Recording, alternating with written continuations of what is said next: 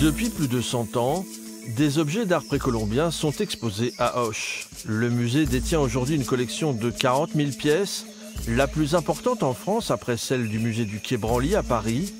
L'histoire de cette passion américaine démarre avec les voyages de Guillaume Pujos, un jeune Gersois parti à l'aventure en Amérique latine vers 1880. Pujos était tailleur d'habits, donc il est parti pour exercer cette profession, mais voilà, donc il s'est intéressé à l'archéologie, à un moment où d'ailleurs l'archéologie précolombienne n'était pas vraiment très développée.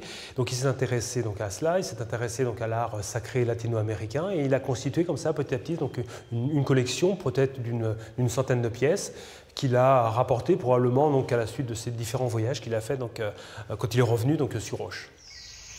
Devenu conservateur du musée, Guillaume Pujos en profite pour exposer les plus belles pièces de sa collection. C'est le point de départ de ce lieu d'ouverture au monde.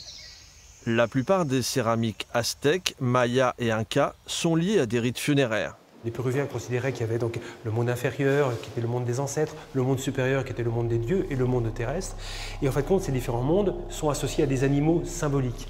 Et quand on représente un animal symbolique sur un vase, le liquide qui est à l'intérieur s'enrichit en quelque sorte, prend la sacralité de cet animal.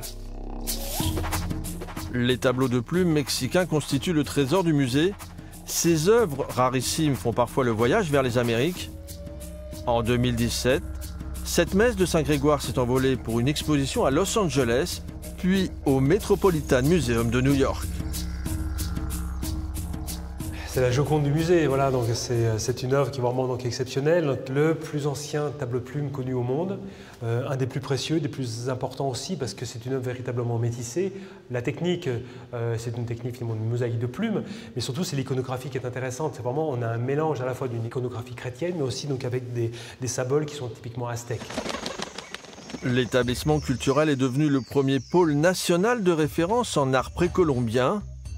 Un nouveau dispositif qui doit favoriser l'échange, le prêt ou le dépôt d'objets répartis dans les différents musées de France.